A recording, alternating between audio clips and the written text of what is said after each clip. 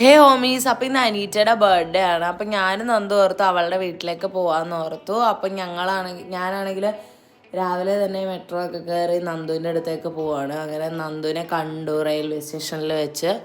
എന്നിട്ട് പിന്നെ ഞങ്ങൾക്കാണെങ്കിൽ വിശന്നപ്പോൾ ഞങ്ങളാണെങ്കിൽ ഒരു കട്ട്ലറ്റും റോളും കഴിച്ചു. എന്നിട്ട് അവളുടെ വീട്ടിലേക്കുള്ള ബസ്സിലോട്ട് കയറി അങ്ങ് ഇരുന്നു, പിറവത്തോട്ടുള്ള.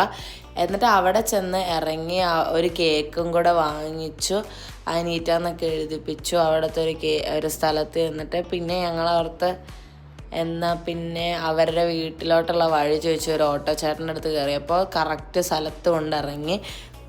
എന്തോ കുഞ്ഞെന്ന് പറഞ്ഞപ്പോൾ തന്നെ ആ ആളാണ് ഇപ്പോൾ ഇറങ്ങിയത്.